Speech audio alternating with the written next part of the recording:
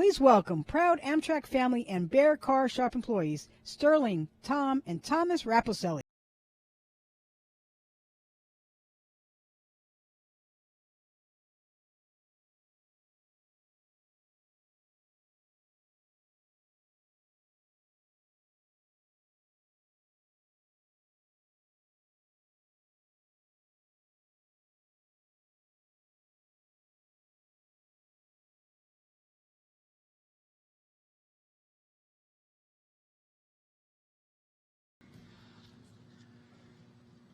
Good afternoon. It is an honor to welcome you all here, a place where my family and I call home for many years. I got to take a step back. Oh my God, my union brothers and sisters, look at what all our hard work has gotten us. Congratulations to everyone.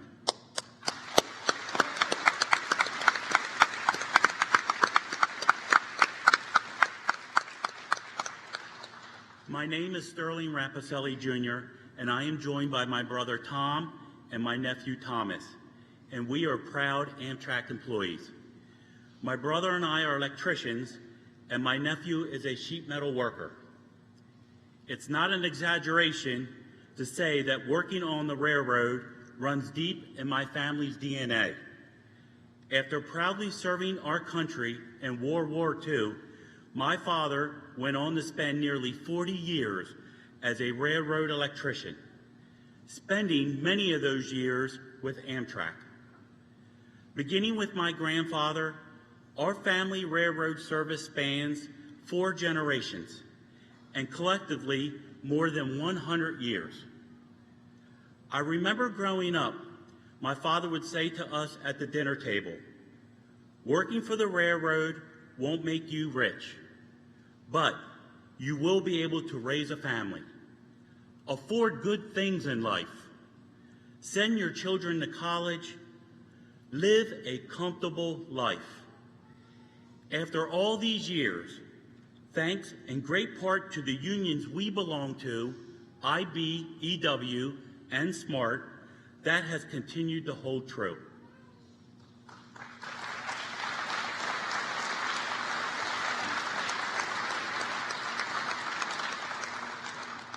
Another great benefit for working for Amtrak is the people you meet along the way.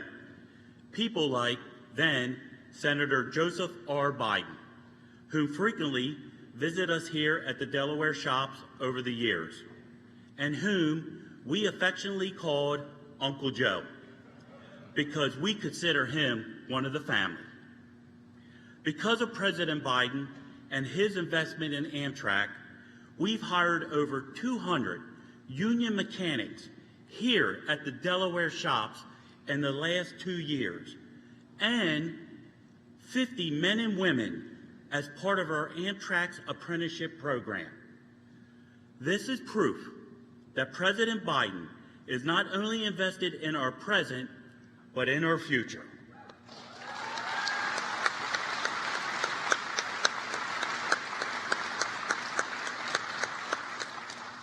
It is now my great honor to introduce the man who has made this all possible.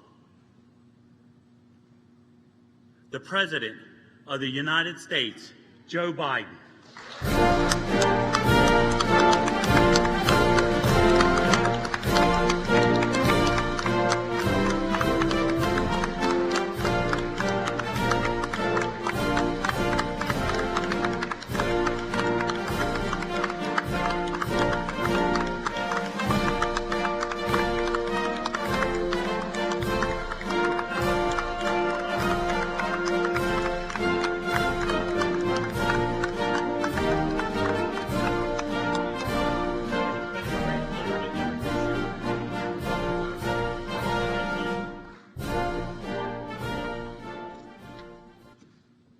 Well, it's good to be home.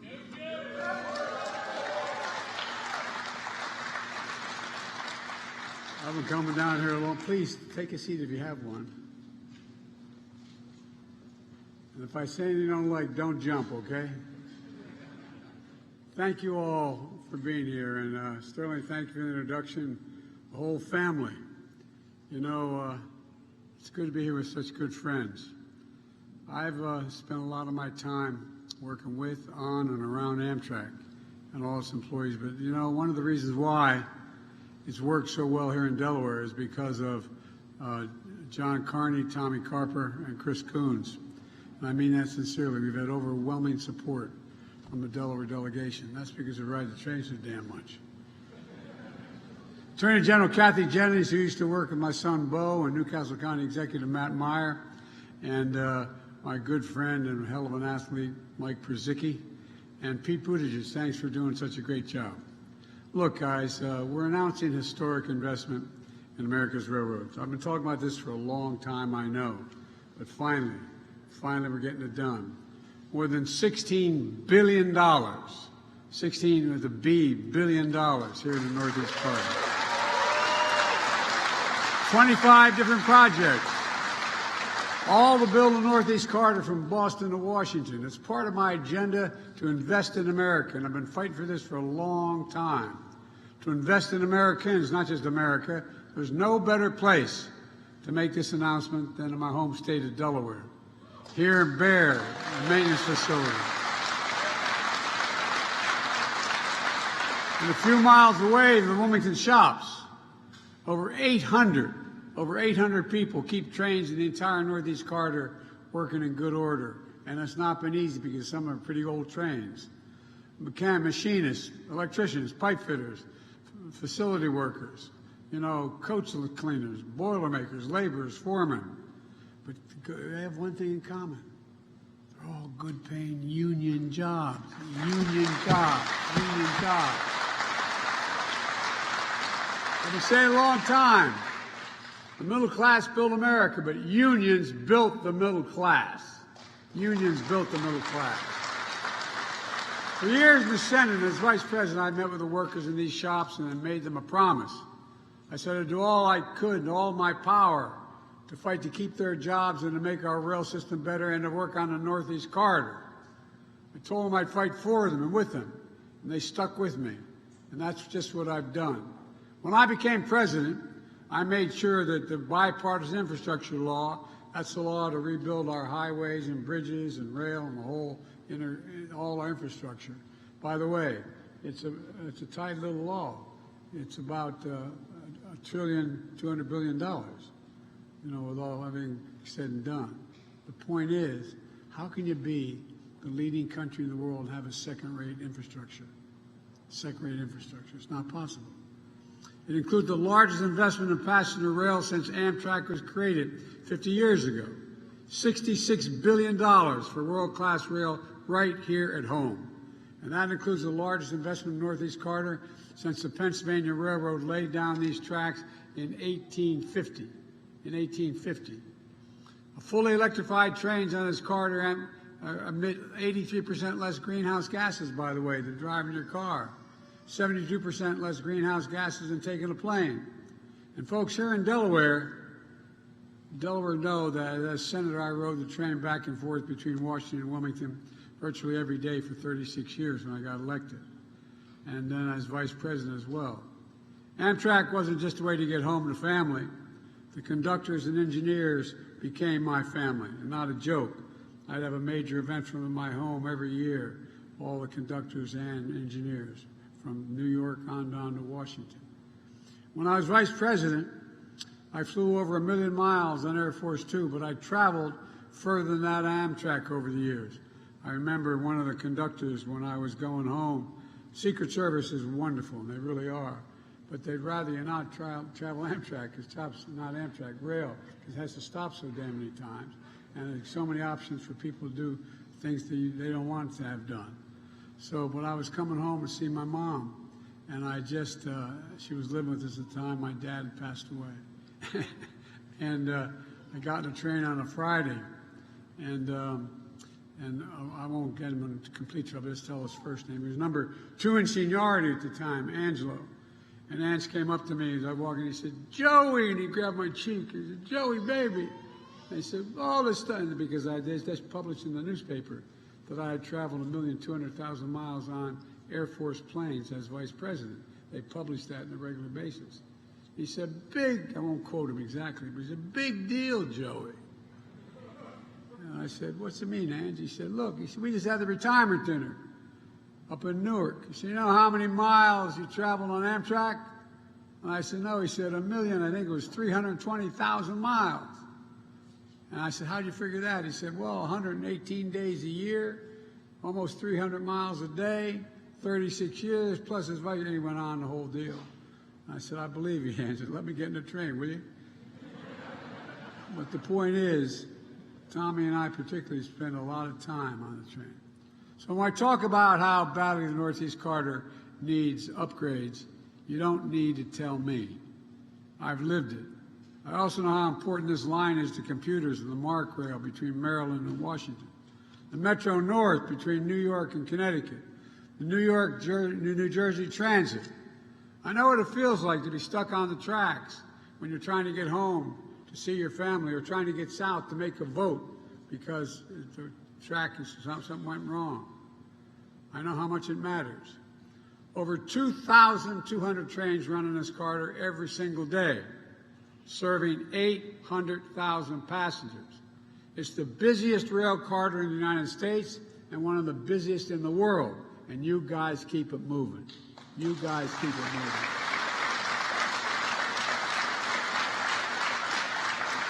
But the problem anywhere along the lines means delays up and down the East Coast. For commuters trying to get to work, for businesses trying to get their goods on the shelves, to travelers trying to visit family. This region represents 20% of the gross domestic product of the entire United States of America. If this line were to shut down just one day, it would cost our economy, the American economy, $100 million a day. But this line has tunnels and bridges that are over 100 years old. I know because I've walked through 2 of them. Train stations that haven't seen a major upgrade for generations. Tracks in constant need of repair. Look, folks, it has real consequences. This outdated infrastructure leads to over 4,000 hours of delays each year on Amtrak. 4,000 hours a year.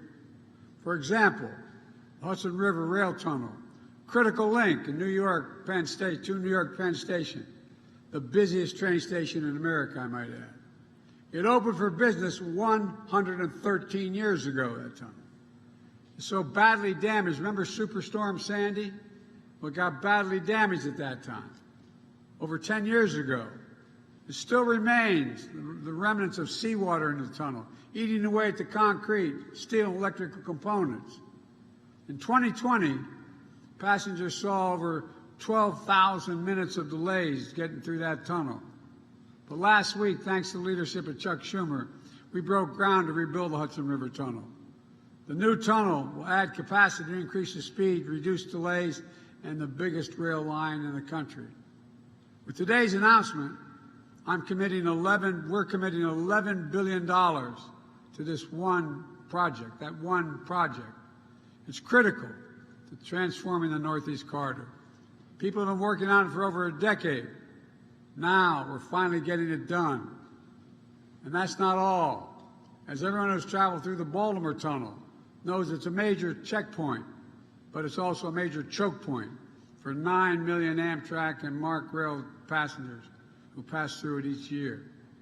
1.4 miles, that's how long the stretch is, with a very tight curve, so trains have to slow down at 30 miles an hour to get through safely. On 99% of the weekdays, there's delays somewhere near there. It's a consequence. I've traveled through that tunnel literally thousands of times. And trust me, I know. That tunnel is 150 years old. It was built 150 years ago. Ulysses S. Grant was president when it was built. The structure is deteriorating. And a lot of you know, a lot of the workers know, the roof of that tunnel is leaking. The floor is literally sinking. This is the United States of America, for God's sake. The United States of America. We know we're better than that. And now we're proving it. That's why We're fully replacing the entire Baltimore tunnel. We're not just changing it, we're replacing the whole tunnel. As part of the Invest in America workforce hubs, we're working with leaders in Baltimore along with the union officials and career and technical schools to train the local workforce to help build that new tunnel so we have the capacity. The new tunnel will be all electric and trains will travel through it at 110 miles an hour, not 30 miles an hour.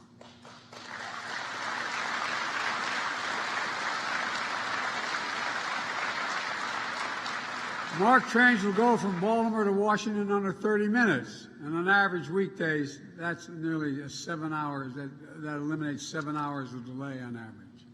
Look, we're also investing $9 billion to replace over 1,000 trains and train cars with state-of-the-art equipment, including electric trains, made in America. Made in America. And the folks standing with me here today will help maintain and repair those trains that will move along this corridor. Look, just 2 weeks ago, Mitch Landrieu, the former mayor of New Orleans and my infrastructure coordinator and a senior advisor, was here in Delaware at the cut ribbons on renovations of the Wilmington train station to make it more accessible. Wilmington train station is a busy station for a small city, a relatively small city. But you know what?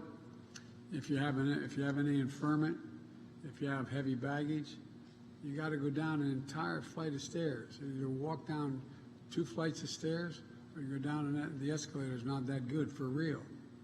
Well, thanks to the upgrades, after all these years, passengers don't have to haul their luggage down the stairs anymore. Every passenger, regardless of disability, can have an easy time getting on and off the train as well. The list goes on. The projects to make life more rational and modern in our train stations, from Boston to Washington. Look, when all this is done, we'll reduce delays and speed up the trains along the Northeast Corridor. This matters for businesses trying to get their goods to market. It matters for the parent commuting to work in the morning. It matters for folks trying to get home late for dinner. It matters. If thousands of people ride the trains in the Northeast Corridor, it's like taking 500,000 automobiles off the road every day. That's what it's like. And this has phenomenal environmental positive impact. As we continue to invest in rail across the country, we're going to take even more vehicles off the road, saving millions of barrels of oil a day. Folks, meanwhile, our MAGA Republican friends in Congress are proposing to slash Amtrak's budget. We're trying to make train travel easier, faster, safer, more reliable. We're trying to make it slower, harder, and less safe. You can't make this stuff up. But that's okay. We're not going to let them stop the progress we're making. And I promise you that. And by the way, we're making all this progress with American workers with products made in America and with union labor. In fact, Amtrak and the building trades have agreed that project labor agreements will be in place all across the rail construction projects up and down the Northeast Corridor. That's another way of saying it's going to create good union jobs.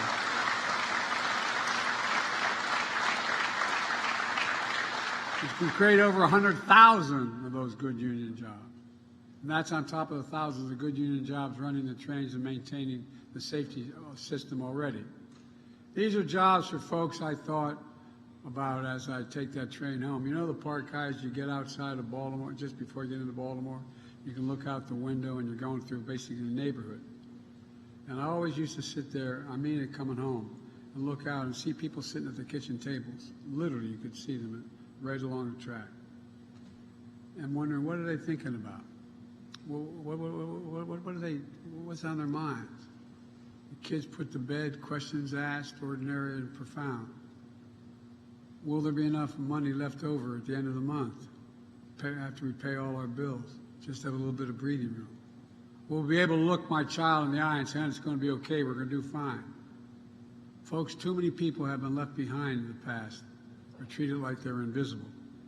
We're building an economy from the middle out and the bottom up where no one's left behind. You know, my dad used to say, Joey, and I mean it sincerely, Joey, a job's about a lot more than a paycheck. It's about your dignity. It's about your dignity. It's about respect. It's about you being able to look your kid in the eye and say, honey, it's going to be okay, and mean it. That's what he'd say, and he meant it. That's what the decent living's about. So let me close with this. Nearly a century ago, Franklin Roosevelt came up with the Rural Electrification Act that brought electricity to millions of Americans. Nearly 70 years ago, President Eisenhower launched the Interstate Highway System. The investment we're making today will be for our kids and grandkids what those historic programs were for previous generations, only bigger. And as a result, I truly believe this country is about to take off. Because for the first time in a long time, we're bringing pride back to cities and towns all across America that have been left behind. I can honestly say I've never been more optimistic about America's future. And folks, in my view, the president long after I'm president is going to have more to do. One of the things I convinced President Ladd when I was vice president, I convinced the president to do, provide money for high-speed rail. You know, you can go and get in a train in China and go 210 miles an hour. China. We could do it here in the United States on this Northeast corridor if we straightened out 3 big corridors. It would cost about $1 trillion. But we had the ability to do that for a rail from Florida to Mississippi and all kinds of places we can do it. But think about it. Why, in the United States of America, do we not have the best rail system in the world? So this is a big beginning, $61 billion. Take care of the Northeast corridor. But there's so much more we can do to better the environment, the quality of life, and make us more competitive. And you're the guys at this place who can just do it. So we just have to remember one thing, though. We sometimes forget. This is the United States of America. There's not a damn thing we can't do if we set our mind to it, not one. Thank you all. And may God bless you all, and may God protect our troops. Thank you, thank you, thank you.